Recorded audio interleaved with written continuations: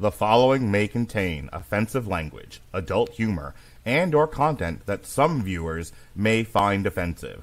The views and opinions expressed by any one speaker does not explicitly or necessarily reflect or represent those of Mark Radulich or W2M Network. Please listen with caution, or don't listen at all.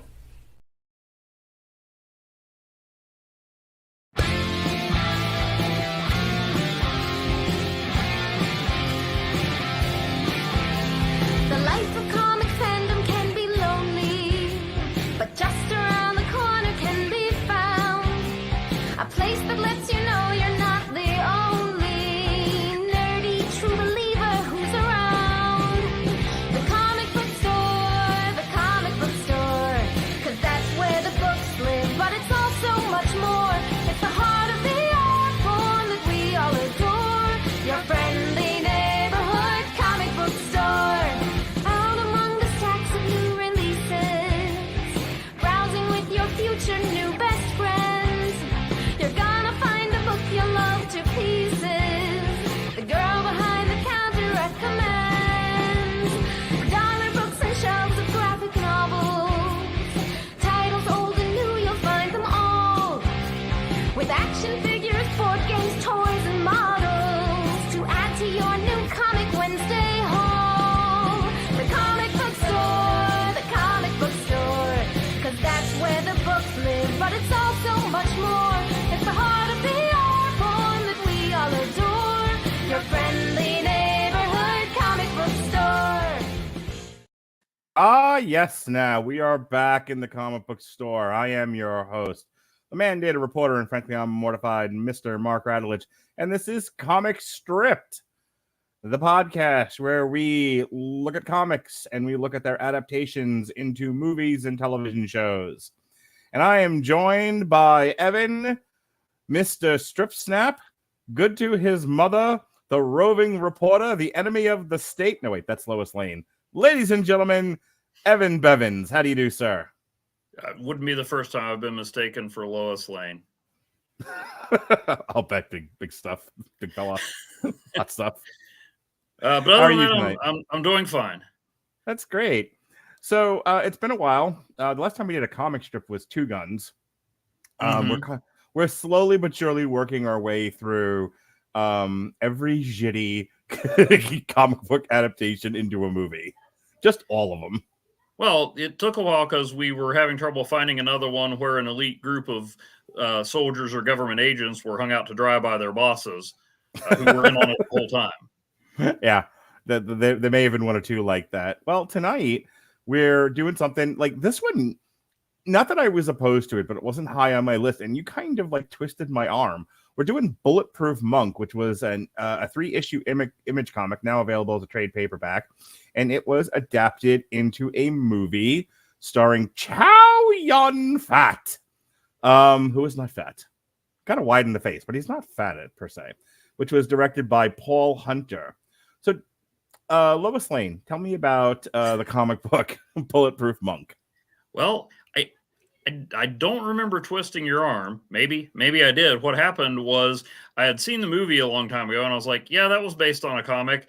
And then I got a hold of the comic in a Facebook auction. How did you now? See, so I just ordered mine off of Amazon.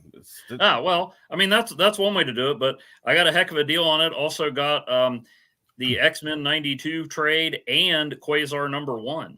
This is why you and Jesse are going to retire in riches. You're both going to have because you're very close to each other geographically, you're both going to have your giant money bins filled with gold coins that you can swim in like Scrooge McDuck. And I am going to be on a corner with a sign that says, "We'll drop pants for food." Because you guys I would try to find the deal for food first. Huh? I would try we'll podcast for food first. I mean, maybe go with that. How about if we up the ante and they say we'll drop pants on podcasts for food? Well, I am in favor of you dropping your pants in an audio medium. Of course you are. Yeah. The point is, you and Jesse. Jesse's the one that hit me to Ollie's. Man, yeah, Ollie's. So yeah, I found all the shitty comics at Ollie's. Hey, I've got like half the run of Fables from Ollie's. Nice. And that's not a crappy comic. All right, so They had copies of the good prints there that I almost bought on general principle. So you found this in a basement under a box that says "Beware of the Leopard," and you were like, "This I must make Mark talk about." And so here we are. And now, having read the comic, tell me what this comic is. You don't want to do it? I'm messing with you. Yes, I have a Good job, monkey. I have a painstakingly created a synopsis that I slaved over for an amount of time. So, a seemingly chance encounter leads donut shop clerk and martial artist Carr to join the Wei gang, where he makes a connection with Daughter, who is the daughter of Boss Wei. It's very convenient. Yeah. Carr is kind of drifting through life, searching for the Bulletproof Monk, a heroic figure his mom told him about. He also finds a stray dog that maybe talks to him. Anyway, one of the gang's leader disappears, and when he turns up dead, Daughter leans into the family legacy, pushing Carr and their potentially budding romance away. Also, a lady named Flower Soldier from China pretends to be a college student's roommate and kills her. That was issue 1. In issue 2, Carr is frustrated by the lost connection with Daughter, and at the same time, he's developing some sort of extrasensory abilities. He defeats his uncle in a sparring match using martial arts moves he never learned, and can drive a motorcycle with his eyes closed. Flower Soldier meets the woman. Who hasn't driven their motorcycle with their eyes closed? Oh, whoops. No one can see. The audio audience can't see me raising my hand slowly, as if I'm embarrassed. Anyway, so Flower Soldier meets the woman who hired her to kill the college student and also hired her to learn the truth about the Bulletproof Monk, and they have something to do with the Wei gang. And she comes into conflict with Agent 1, who's also working with the Wei gang, and it turns out killed Leader. Which Daughter's mad about, but then somehow she gets to blaming Carr for that. Agent 1 is in the previous sentence, and I looked away and wasn't reading my synopsis correctly. Flower Soldier sets it up so that Carr rescues her, and they begin a romance. Daughter gets impatient and sends Agent 1 to deal with Carr. That brings us to issue 3, where, and we have not actually seen the Bulletproof Monk anywhere but in flashbacks thus far. Yes, this Bulletproof Monk comic is very lacking in the Bulletproof Monk. Or is it, Mark? Or is it? I guess we'll find out, Evan Bevins. In issue 3, Agent 1 and his thugs torture Carr's uncle and capture Carr. So Daughter blames Carr for Leader's, tells Carr she blames Leader's death on him. Then she kills the stray, possibly talking dog. Then they let Carr go so he can have a chat with his dying uncle. And together they come to the realization that Carr has taken up the legacy of the Bulletproof Monk, who we've never met or seen outside of a flashback. And so then Agent 1 and Carr, I'm really good at this. This is why I'm in print media. Agent 1 and Carr battle it out, and Carr's shirt falls off during the fight, but he emerges victorious. His shirt falls off? Yeah. Just it's just doesn't take it off, doesn't get ripped off, just falls off. It gets ripped off, but I mean, okay. I feel like he kind of shrugged. Like I think he was going for a moment there. Anyway, did he like Lex Luger? Did he like Lex Luger it off, where he just like flexes and just like tears it away? Did you ever see the Mystery Science Theater episode where they did Future War? I'm gonna go ahead and say no, because I've not seen a single episode of Mystery Science Theater 3000. I haven't seen many, but at one point these guys are fighting and the one guy's shirt just conveniently falls off and the guys in the audience go, "Oops, my shirt fell off," and it becomes a running gag. Sure, I get that. That's what it reminded me of. Okay. Anyway, so Flower Soldier comes up to him and she's like, "Hey, I'm on your side now." Carr says, "I don't believe you." She says, "Read my mind," because he can do all kinds of psychic bulletproof monkey things. So he believes her, and they fight their way out of the building. And and they're getting ready to do more fighting when Agent 1 says, "Forget this," and throws a grenade at them. And they go flying out of the building into a river. And Carr surfaces, but he doesn't see Flower Soldier anywhere. So Agent 1 and Daughter like shake their fists and say, "We'll get you, Bulletproof Monk." And then Carr goes on the road to maybe find his mom and Flower Soldier and be a hero and fight for the oppressed. And not at any point look like Seann William Scott. I wonder, of all the comics, of all the Image comics, of which this is one, that could have been adapted into a movie, why this one got chosen? Well, John Woo liked it. Or he liked the concept. In the trade that both you and I have, he does have a forward there. So he is listed as a producer, by the way. He's one of 97 producers on this thing. And yes, he wrote the forward in the trade. Yeah. He likes the idea of it. Probably felt like it could have used some more slow-mo ceiling fans and doves, but what can't. And then we see there's also a note from Gautam Chopra, who's listed as the story editor, who helped write some of this. And if I'm not misremembering this, basically they thought Bulletproof Monk was a cool name, and like another one of our comic stripped movies and comics we did, it sounds like they were thinking movie with this even as they were working on the comics. Yeah, I'm starting to notice a trend with a lot of the comics that we talk about, some of these weirder titles that we look at, is that these feel like, and this actually happened with I can't remember the name of the book now, but like the wrestling universe or whatever the fuck it was, Planet WrestleTopia, where that was actually a movie script because Chris Bailey had the author of that come on and talk to us. And we kind of went through the comic with him. And I remember him saying that the original, in its inception, it was a movie, but he could not get this thing made.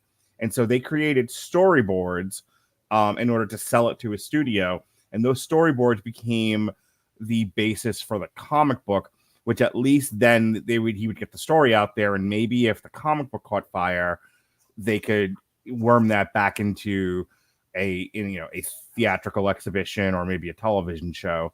And I'm starting to wonder how much of these comic book publishing houses sort of green light a book thinking this is someone's movie script. Let's change this. Let's see if it catches fire. And then we'll make a movie. We'll get somebody to produce this movie later. What do you think about that? Yeah, I think that's happened several times. I mean, I did not find a lot. I usually shortly before we go on, I go, oh crap, I meant to find some background on this, but I did it early this time and I still didn't find a lot of background on this one. I should note, I did not do a good job with the synopsis of the Jesse Starcher nature, and I didn't give the credits. So let me give the credits real quick, because this does have one big name on it. Okay, so the art is by Michael Avon. I should have looked up how to pronounce his name. Oeming, who did Powers with Brian Michael Bendis, has written and drawn a lot of stuff. Marvel, DC, Image, independent stuff. He actually gets top billing, and then was inked by Jason Baumgartner, story edited by Gautam Chopra. Volume 1 was written by Brett Lewis.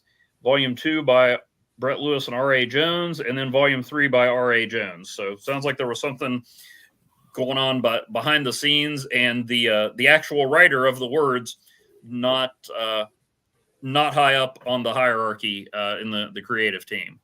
It's so weird. This seems like something that they had an idea for, and I don't know if, I mean, John Woo said in the foreword he liked the themes and stuff, and but it seems like something where they had one eye on more than just the comic. Here's the impression I got. I almost want to get into talking about the movie, but we should talk a little bit more about the book before I do. But I want to get into the movie because when they talk about like loosely based on, boy, is that the emphasis should be on loosely.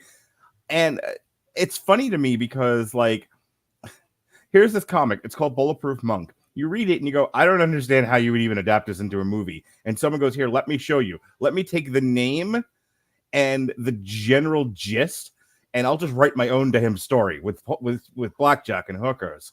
And you're like, That's okay, pretty much what it seems like. yeah, because The only thing they have in common, there is a character named Carr, Mhm. although he is not of Asian descent in the movie. Yeah. There is a Bulletproof Monk, although he appears frequently on screen. Yes, the whole goddamn movie. And there is the power is passed from one generation to another. Did I miss anywhere else where the Venn diagrams intersect?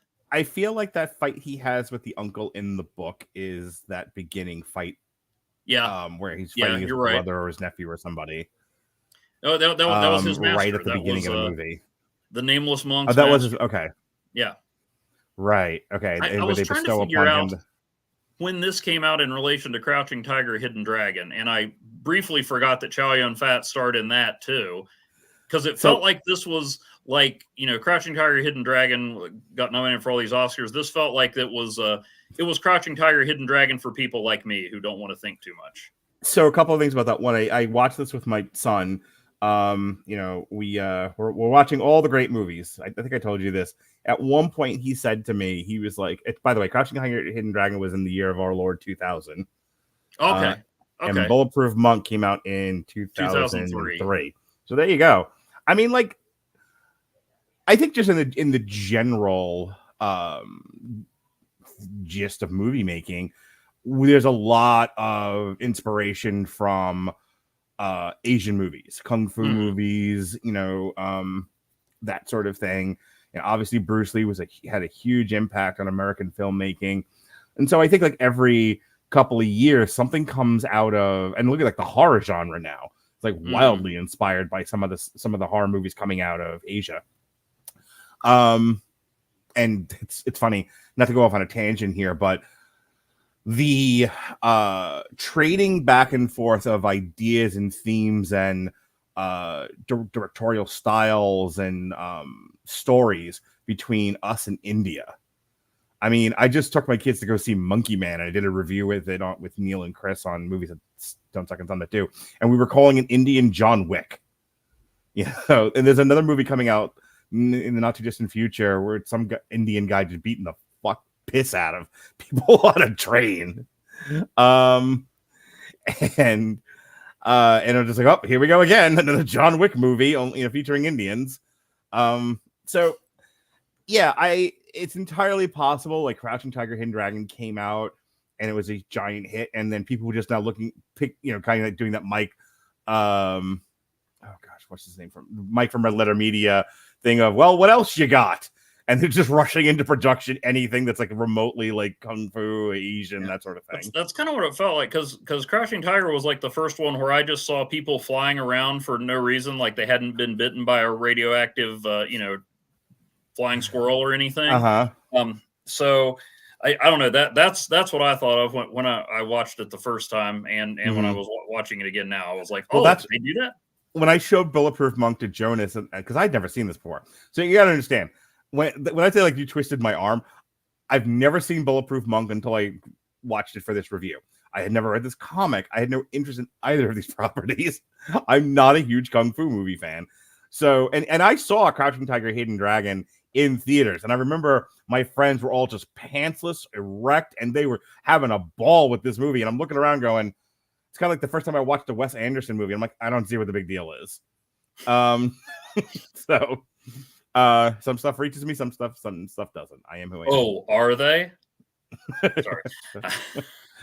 So when I showed Bulletproof Monk to Jonas, I'm in the back of my mind, I'm going, now I gotta show him the good one. I gotta show him Crouching Tiger, Hidden Dragon. What did he think of Bulletproof Monk? He liked it. He's so funny. He came to me like a few days after I showed it to him, and he goes, is it just bullets that he's resistant to? Or is it all projectiles? If this is an ancient scroll before bullets, why is he just resistant to bullets? Because they came up with the name before they came up with the story. Yeah, well, you got to admit, it's a good name. It has that in common with Cowboys with Cowboys and Aliens. That's a good title. It's a great title. It's the thing in wrestling. I can't remember the guy's name right for a second. The guy who played Brother Love. Whereas it's like, sometimes you have an arena that needs a match, sometimes you have a match that needs an arena. Sometimes you just have a great title. You have no story, but you have an awesome title. Bulletproof Monk sounds like a band name, by the way. Oh, yeah, that would work. Yeah, Bulletproof Monk opened up for Metallica in 1989 at the Nassau Coliseum. I can believe it. Along with John Cougar concentration camp. Anyway, make sure your mom knows I made that joke before she watches this. Well, do you want to talk any more about the comic before we go on to the movie? We should talk about the actual comic, yes. Yeah. So I have a couple of notes, and then I'll let you jump in here, and then we'll move on to the movie. I could not follow this story with a gun pointed to my head in my kids' lives on the line. And maybe I was a little distracted. I'm not saying I wasn't. I was in the middle of something as I was trying to read this, and it took me 2 tries. I was reading it last night, and then I was reading part of it today. And in both situations, my mind was not on the comic. But I did try to I realized it was happening, and sometimes my reading comprehension is not great. So I kind of sometimes have to read things 2 or 3 times to kind of get it. But this was taxing. Okay, I struggled with this book, and that's why when in our pre-recording session, I was like, "Please carry me," because I don't know what the hell this comic is about. It was hard to follow. The artwork is very 90 standard comic book art. It's very angular, which I think suits I think the straight lines and angular artwork suit the theme. My problem was I liked your synopsis. Your synopsis at least gave me some idea of what the hell it was I just read, but it did not feel in any way cohesive to me. Like, Jesse and I not that long ago did all 3 volumes that make up the first trade of The Mask, and that story was pretty straightforward. And this one feels chunked and episodic and non-linear and disconnected. What do you think? Yeah, I think part of the problem was like a lot of seemingly important things happened off panel. Boy, that's my favorite kind of story. One you don't see. Well, I mean, like he's talking about, okay, he made friends with this gang, he joined up with this gang, he's getting closer to them, and then a dog walked up to me and started talking to me. Like, we never see the dog talk. Right. I don't think the dog actually talked to him. I think that was his 6th Bulletproof Monk sense kicking in or whatever. But funny thing about that is I didn't know there was a talking dog in this until you mentioned it. Oh, yeah. I can show you the page. I can send you the panels. Or like, I think, there is a shot, there is a picture of him, driving on his motorcycle, but he's like, I've been driving my motorcycle with my eyes closed. Mm-hmm. Well, I would have liked to have seen that. Or have it affect the story in some way. Yeah, or when he's falling in love with Flower Soldier, which happens over the course of a page, he's like, and she's really interested in the Bulletproof Monk. Like, how about a panel or 2 where she goes, so tell me about this Bulletproof Monk. He's interesting. Yeah, this story, like if you were to say, okay, but I have this story. It's called the Bulletproof Monk. What's it about? It's about a bulletproof monk, and and the Bulletproof Monk is ancient. And okay, well, what does he do? Who's the villain in this story? What is the plot? The Nazis. And the answer is Schmagegi. Yeah, I don't even know. I know that the Wei Gang was looking for the Bulletproof Monk on behalf of some people in China, but that's all I know. And I don't know if I missed it or, this was clearly setting up. This was an origin story. Yeah. This was clearly setting up for him to be like a traveling hero or whatever. I think they did a few more comics. I know they didn't do any more movies. Uh-huh. So yeah, but yeah, there's just a lot of stuff that like happens, and you have that whole sequence where Flower Soldier meets this girl, says, hey, I'm your roommate, we're friends, la-di-da, we're going to be best friends all through college. And then she injects her with something, and we find out the next issue she killed her, and she says, hey, why'd you want me to kill that girl? And the boss lady's like, it doesn't matter. She's like, you're right, it doesn't. What's my next mission? Yeah, that needs to go somewhere. Yeah, I wrote in my notes the kind of summary that Carr gives us to open issue 2 was easier to follow than the first issue. And maybe that has something to do with the fact that, you had two different writers and one guy overseeing it all. I mean, it felt to me like somebody had an idea of what this was going to be. Yeah, this sounds like the new Star Wars trilogy. This sounds like the new Star Wars trilogy. We have an idea of where this is going, but we're gonna have three different people attack this story, and the guy in the middle is gonna throw the story in the trash. Somehow, Agent One has returned. So I mean, yeah, I mean, yeah, it feels like somebody was like, okay, so here's the story. Like they talked in the introductions about how, about this tied back into the Nazis searching for the true source of the Aryan race, which actually was from East Asia or whatever. And like, that's touched on, but I don't know. It feels like there was more story. I believe that there was more to this than what we got in print, and maybe they felt like they were. I mean, there were some cool lines in there, like some people are cursed with dreams of a life they have already lost, or stuff like that. But I don't know. It felt like there was something there, and I just didn't get it. You know what it reminded me of? What did it remind you of? The Legend of Bagger Vance. I've never seen it. Why does it? I love the movie. Why does it remind you of The Legend of Bagger Vance? Because I love the movie, so I figured, hey, I'll read the book. And I read the book, and it was all this deep philosophical stuff that I could not follow at all. And I'm like, you know what? I just liked it when Will Smith was cracking wise and helping Matt Damon play golf. Evan Bevins, let me ask you a question, and we'll move on to the movie. Do you think, I don't know how well this sold in its time, but do you think, like, when they wrote this comic, they were thinking comic book fans are a simple lot. They like some action. They like cool lines. They like cool titles. They like everything to be cooler than the other side of the pillow. All your comic book stuff must be cooler than Jesus. And no one's in the room going, okay, but does any of it make sense? Does any of this follow a plot of some kind? What's the story here? And they're all going, nobody reading comics right now gives a hoot. Okay, they want cool lines and cool stuff and cool art. It's possible. I mean, they did have like that part where the dude throws the soda can at him and he catches it and opens it and redirects. That was cool. Mm-hmm. It has nothing to do with the story, but it was awesome. Yeah. I don't know. I mean, it like I said, it feels like it was set up to do more with, and then maybe they got their movie contract. The movie came out. I don't think the movie did very well, and then like, okay, we're moving on. It did not. Yeah. All right. Anything else about this comic book Bulletproof? I'm not unhappy that I read it. Like, again, it's one of those things that it's like when I look at the list of comics that have adapted into movies, I was always curious about it. I'm a little let down. And here's the thing. Like, it's one of those things where, like, okay, I'm dedicating some time to this. I'm dedicating an entire podcast.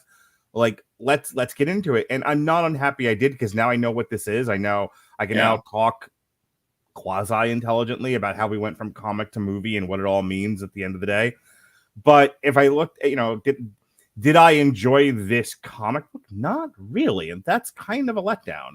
I wish, when we decide to choose like a book to movie adaptation to talk about on here, that I can come onto the podcast like, holy shit, Evan Bevins, I this is so good. It was like I was born again, like when the world was young, and it's like, I kind of have a meh. Remember when we read I Kill Giants? That was good. That was fun. I enjoyed the shit out of that. we need more I Kill Giants and less Bulletproof Monk. That's what I say. Well, the guys who did I Kill Giants did just get together and do another series a year or two ago. Oh yeah, what did they do?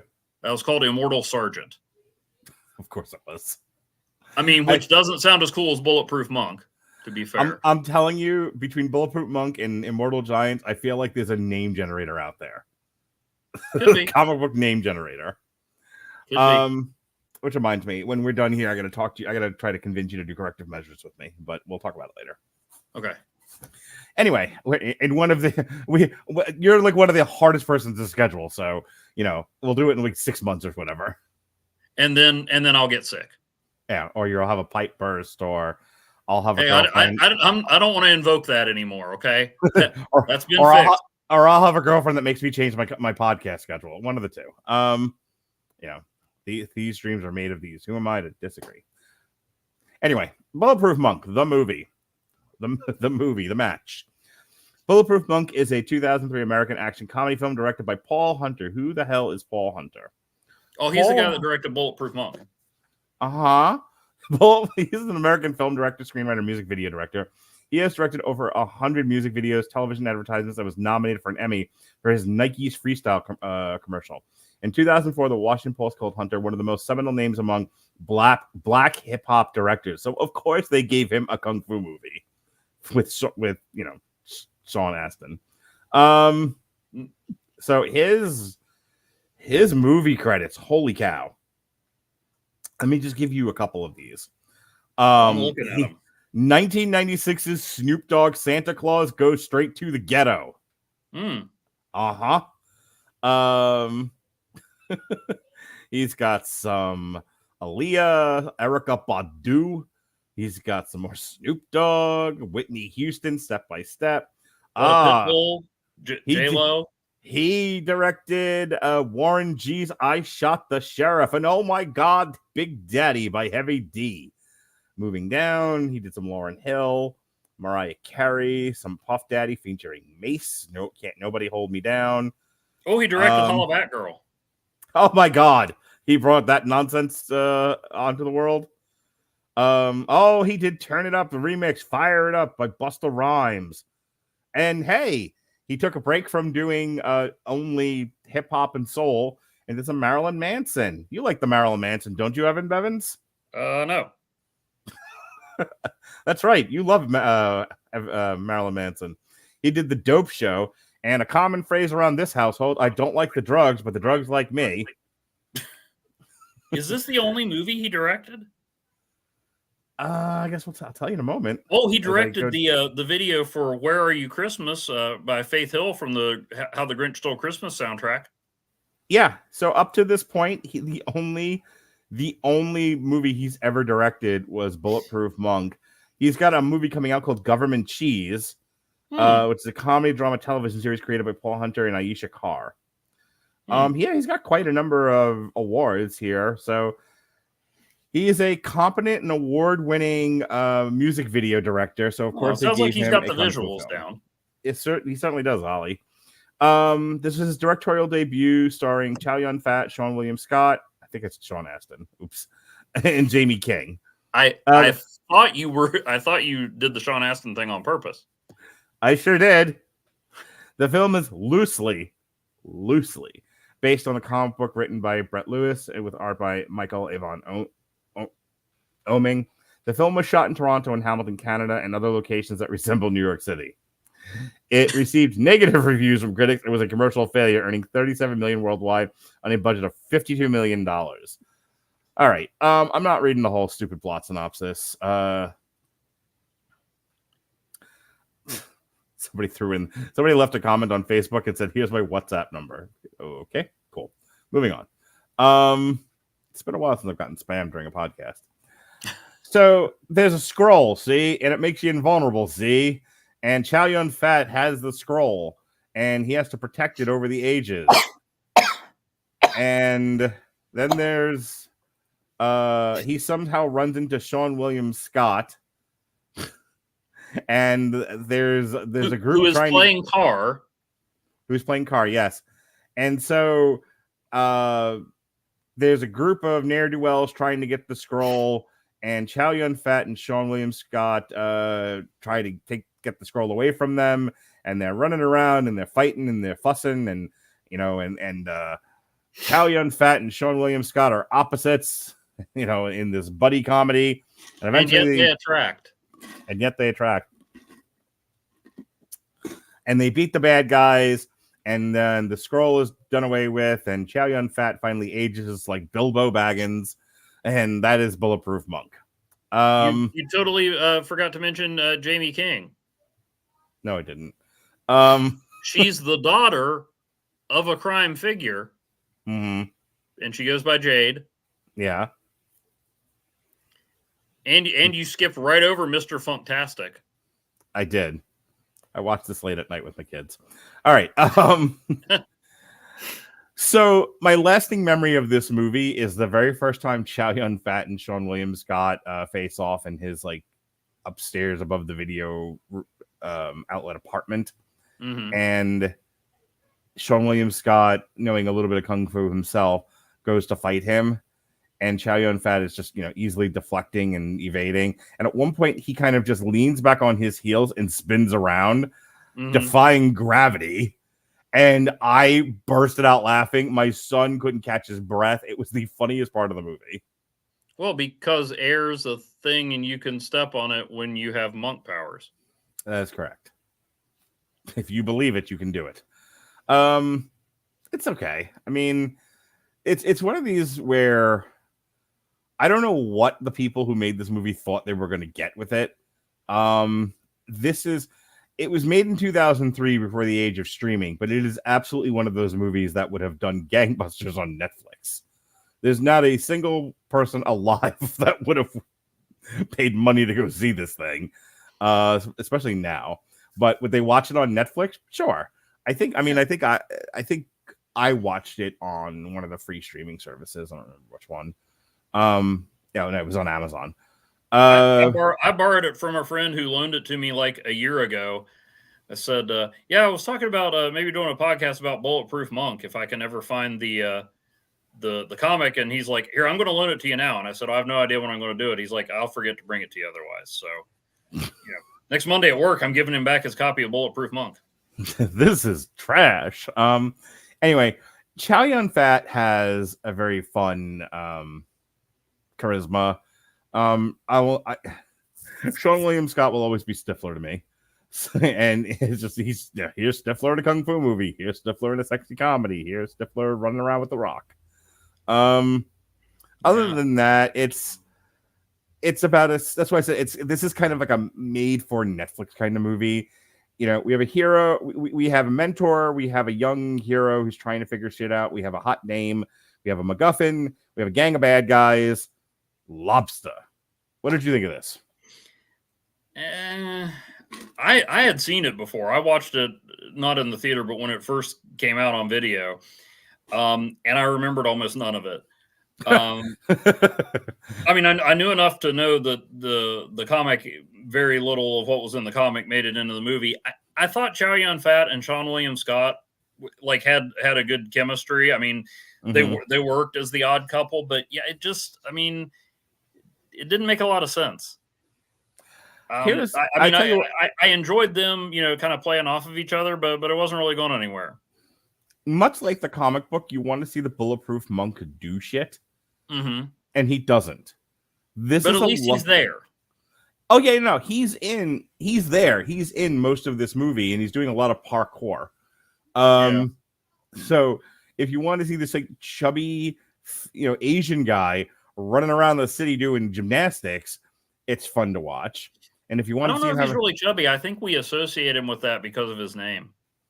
You're thinking of Sammo Hung. No, he has kind of maybe not in the torso, but he has kind of a chubby face. Chow Yun-fat has a very round face. It's like a pumpkin. Okay, well, yeah. It's like a lot of it doesn't make sense. There's the part where the Nazis have their base in the sewer or whatever, and the guy's like, turn on the hydro system, and so a bunch of water flows in. Like, why? Like, the only thing it accomplished was that it flushed Seann William Scott into the finale. Like, I don't know what it had to do with anything. Yeah. And then I don't know, the whole thing with Jade. It's like, okay, we need a woman, and well, actually, she did turn out to be pretty important to the plot, although. Because there were the prophecies. I did remember the prophecies. Or I remembered the first one. He will defeat an army while a flock of cranes circles overhead.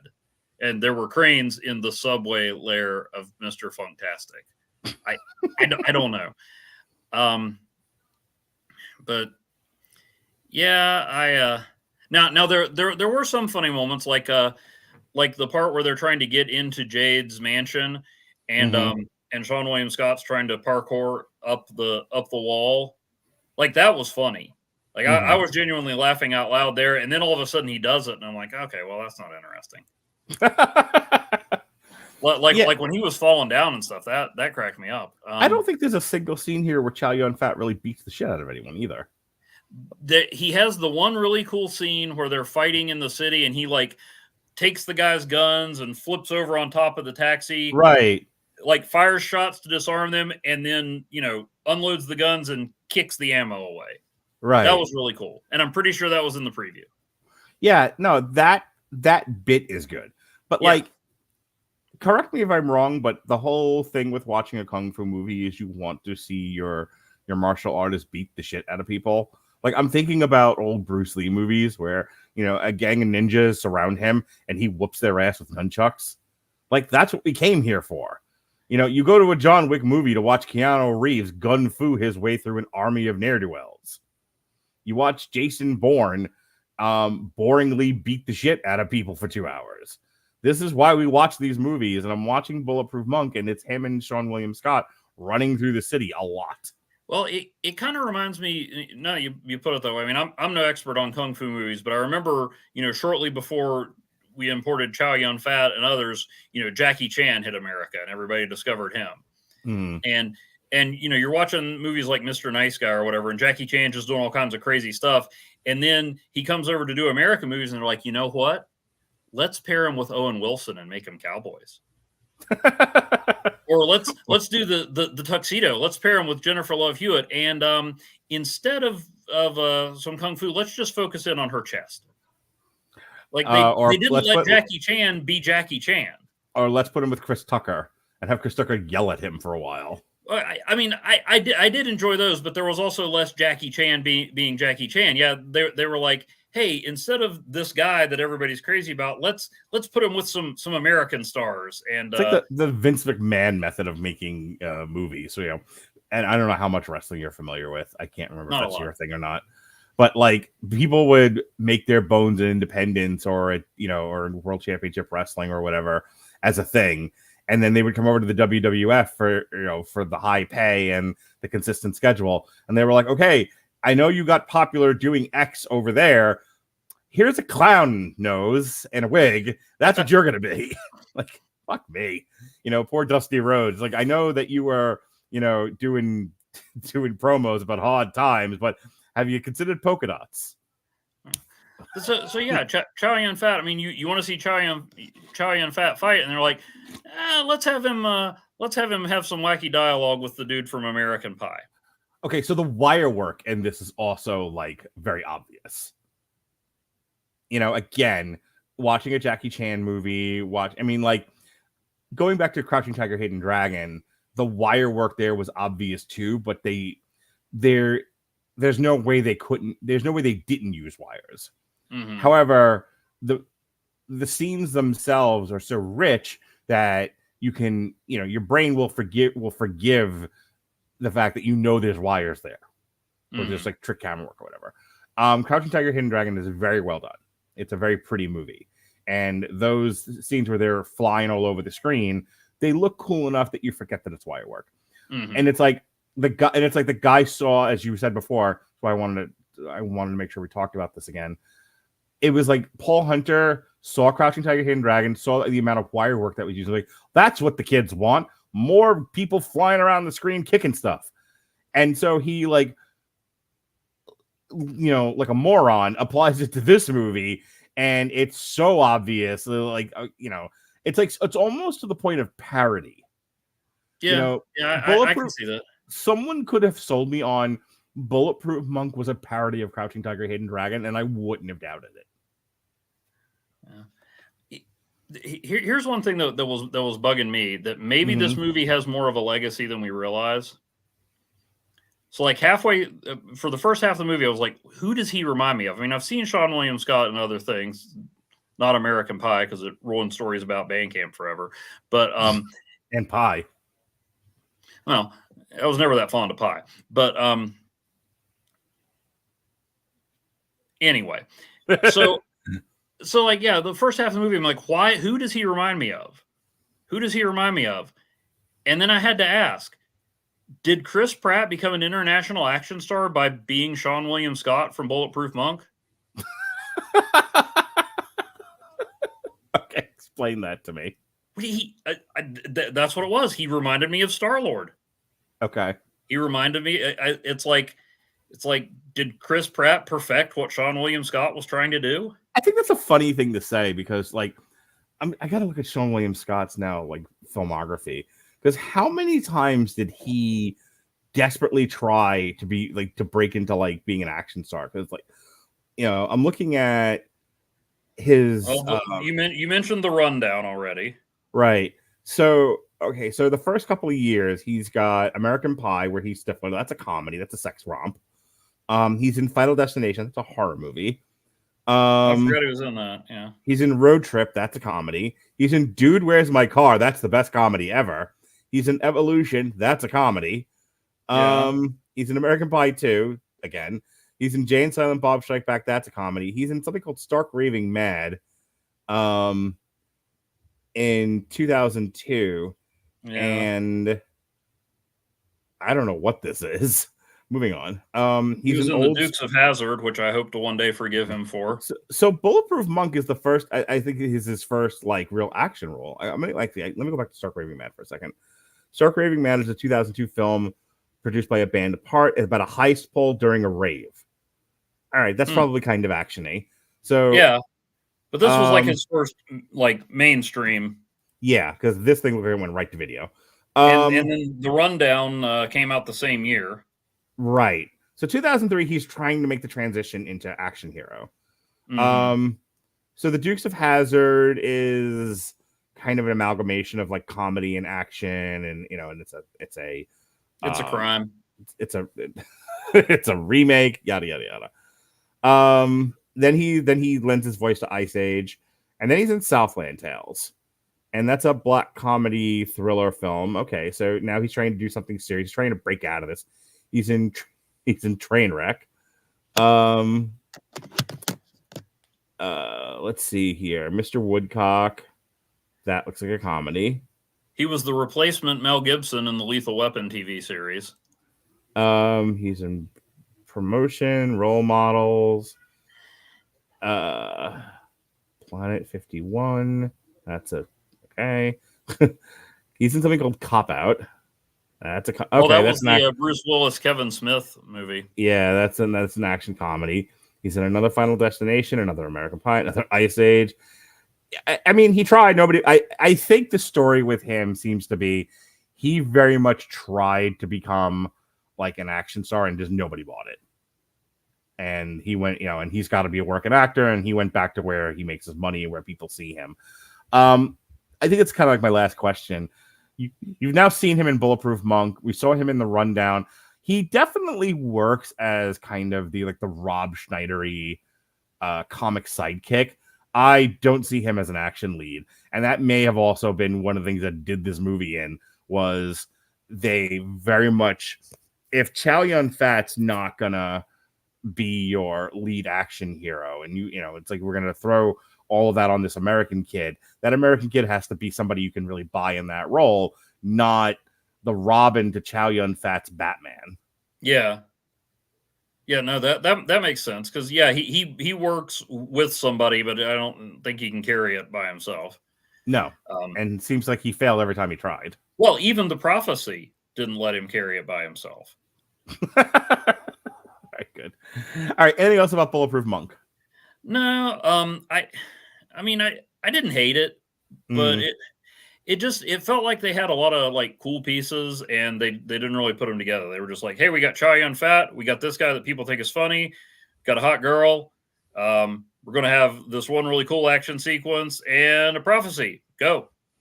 I'll tell you, having him. So Robert and I have talked about this, where we're talking about a movie. We're like, why doesn't this work? And then we see who directed it. And then we see what that director did.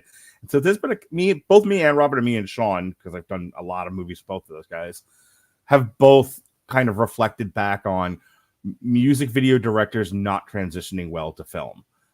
Now, as we all know, and I've been dying to talk about this since we brought up the Paul Hunter thing, I, of course, am a music video director. I did not know that. I did. Did you not see my fabulous music video for Worthless Opinions, the Chris Bailey song? No, I did not. Oh my god, you depressed me. I almost feel like I should play it for you now. I mean, you can. No, I'll get. You have it queued up. Was that? I mean, yeah. Let's see it. No, I'll play for you later. No, okay. So I will tell you, shooting a music video, my experience with it. You know, I created a shot list. I had my location, my dirty ass house. I had my actors, my 3 kids, or 2 kids and a bonus kid.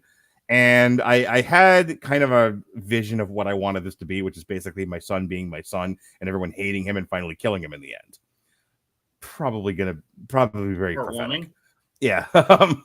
Well, I mean, did you not hear the song that Jesse used artificial intelligence to write, Worthless Opinions?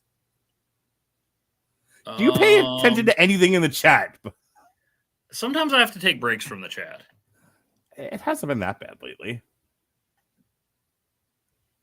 We haven't gotten into a raucous debate in that chat in a very long time. Anyway, well, here's what. Well, there was the one time I came in there excited about a movie I had just watched, and someone came in and explained to me why I was wrong.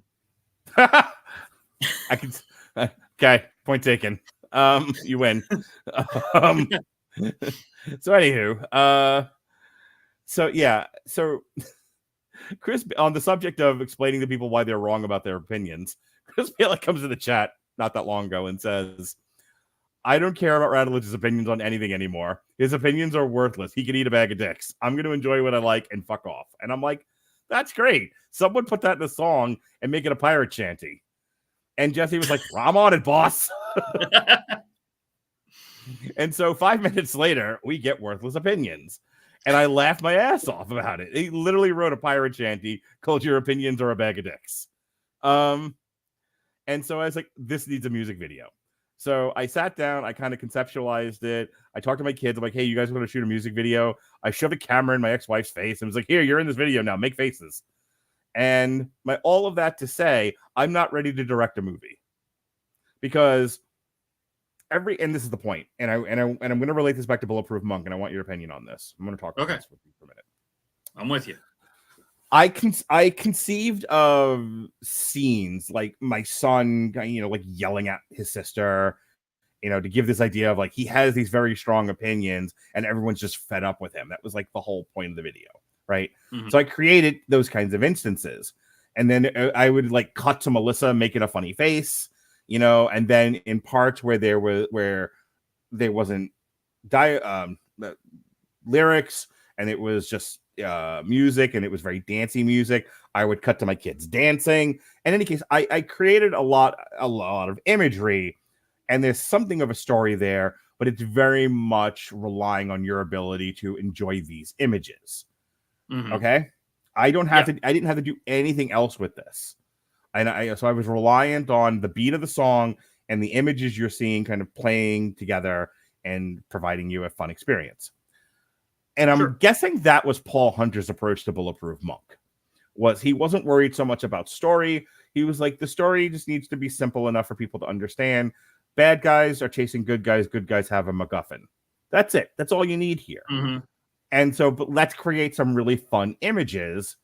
So, because that's all people are going to care about. They want to see the kung fu fighting. They want to see the parkour, the gymnastics. They don't care about anything else. And I think and that works in a 3 to 5 minute music video. I don't know how well it works in a 90-minute feature. Yeah, I think that's a fair assessment. I mean, like I said, there were parts I enjoyed, but it just didn't all come together. And I don't know, it just felt like there was a lot missing. Yep. All right. Anything else? I realized after I watched this, do you know this is the second Jaime King movie you and I have discussed? Oh, is it now? Yes. What was the first one? Out of Death, the third part of our triple feature with Ronnie that featured Prisoners of the Ghostland and how am I blanking on the title of this movie? Shadow in the Cloud. That's right. Oh, yeah. And then I was like, I know that Bruce Willis has a direct-to-streaming movie somewhere that we can do for this. And he only had 5,000 at one point. Yeah, well, Out of Death, it was a pun on Out of Breath. It met nothing thematically except that it hadn't been widely released. Yeah. I remember that triple feature. That triple feature was what led to me cutting back on podcasting. You're welcome. You know what? I'm watching these 3 movies. Maybe I'm doing too much of this. All right. If you got nothing Shadow in else, the Cloud was the high water mark there, though. it really was. We could have just done an on trial on that and been done with this whole nonsense. Yeah. You know. Oh, then we would have missed what do you call it? Nick Cage getting his dick blown off. No. Just a testicle. Oh, sure. Accuracy mark. If you're going to be accurate about it. Yeah. Anywho. And then, and I didn't even get into the fact that I think the reason that I forgot she was in that is because I constantly get her mixed up with Jamie Presley and the lady that plays Sif in the Marvel movies. Okay, that's fair. Well, folks, that is our comparison and review of Bulletproof Monk. Evan will be back someday in the future. I'm gonna try to twist his arm, make him do corrective measures. I wanted to at some point. I want to figure out a format to talk about Tank Girl, whether it's an on trial or we throw it into a triple feature, or because we can't do a comic strip. Apparently, Tank Girl is a long series of comics. Like there's no good book to compare it to. Okay, from what I understand. You're the comic expert. You tell me. I think there are some out there, but that's one of those, much like Bulletproof Monk, that I know is based on a comic. But no, I have seen some Tank Girl comics. Yeah, Bulletproof Monk. I was just scrolling on this claim sale in this Facebook group, and I was like, "Holy crap, Bulletproof Monk!" Now I can see what it was about. The Ben Affleck, Janine Garofalo superhero movie that's based on a long running series of comics, loosely, like that's been on my Mystery Men. Yeah, Mystery Men, yes. Mystery Men is one of my favorite movies. Okay. We might have to put Mystery Men, Tank Girl in the third one and then just do a triple feature on comic book movies that are not easily talked about and compared to their comic books. Yeah, because Mystery Men's based on characters from like a comic called The Flaming Carrot. Yes. I couldn't remember the name of it, but I had that in my head. Yeah, I only know it exists because it's called The Flaming Carrot, but like they were supporting characters in there. I feel like Jesse has a Flaming Carrot anthology that he got from Ollie's. Somebody has one. I don't know. Next time you guys are playing Strip Snap, you can ask him. We only did it on video that one time, and it was only Snap. Okay, the shirt stayed on. Sure it did. This shirt, actually. The podcast audience can't see. So moving on. You came prepared for the show. All right. So yeah, we'll have Evan Bevins back. We'll figure out a couple more shows to do with him. I promise. We'll keep you somehow worked into the schedule every 3 or 4 months. In the meantime, on Monday, I reviewed Sons of Anarchy season 3 and 4 with Jesse and Ronnie. On Tuesday, Zach and Alexis reviewed the Garfield movie. Next Shouldn't that have been done on a Monday? Well, I podcast on Mondays. I don't podcast on Tuesdays anymore, though. Who knows? No. And Garfield hates Mondays, so it makes perfect sense. They made that same. They fucking made that same joke. Like, no shit. They were like, we can't do this on Mondays. Garfield hates Mondays. I was like, oh, grown. Next week, Ronnie Adams may or may not see the new Bad Boys movie, so we're keeping this very general and very open. We're doing a Whiskey Rebellion, all things Bad Boys. So my excuse to talk to Ronnie for an hour. What you gonna do? Yeah, Tuesday. I think Jesse is just recording. I don't think this is going to be live. Jesse is recording with Alexis. Nothing went. Okay, yeah, that's it for next. That's it for next week. We have one podcast that'll be going live. Me and Ronnie doing the Whiskey Rebellion. On the 17th, we'll be reviewing Inside Out 2 on Damn You Hollywood, and then Gavin Napier is coming on to do a triple feature with me. I enticed him with a triple feature dedicated to the one and only Ryan Reynolds. That's what we're doing. We're doing an actor focus. So we'll be looking at Chaos Theory, Van Wilder, and Waiting, which Waiting has one of my favorite rants of all time. The rant that the new kid goes on, where he's just calling everybody at the party out, that's how I want to go out at work. I just want to just rant at everybody in the room. But I know those people, and about 30 seconds into it, they'll all just start talking over me and each other. Oh, that'll be fun. Yeah. What do you do, Evan? You can find my writing about comics, movies, and places they intersect over at asterisk51.blogspot.com. I am slowly making my way through the Amalgam comics. Let's see. Also, I don't know if I'll have another Amalgam issue or maybe something on Godzilla. So I rediscovered, watched Godzilla King of the Monsters for one of my semi-regular features, Dollar Tree Cinema. Turns out that you can get Godzilla King of the Monsters for $1.25 on Blu-ray, as long as you're okay with the French title being on the box too. You know, the comic book Godzilla in Hell is what eventually broke up me and Christine doing comic book reviews. Oh yeah? Oh yeah, that was the one that sent him over the edge. I can see that. I've always been mildly curious about that comic. Godzilla in Hell. I thought it was interesting. It annoyed the living piss out of him. That was kind of the end of that. I could understand that. They're doing. There's a Godzilla versus Power Rangers. Oh, Jesse and I did that already. Oh, okay. I'll have to check that one out. I was shocked to learn that Power Ranger comics are good. I mean, I haven't read that one, but yeah, there's. I just out of curiosity started reading some, and I'm like, holy cow, these are really good. When's the next series of Snap materials coming out?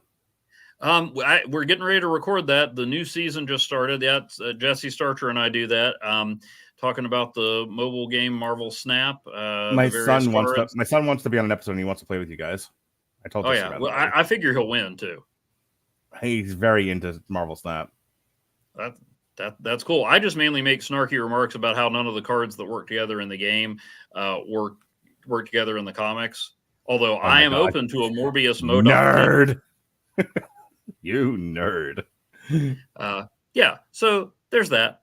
But yeah, asterisk51.blogspot.com, and then I talk comics and mobile games with Jesse over on the Source Material podcast. All right, folks. Love having Evan on. It's always fun to talk an hour about comics and movies. We'll get to do that again soon. This has been Comic Stripped. Forgot what I was doing for a moment. Be well, be safe, and behave.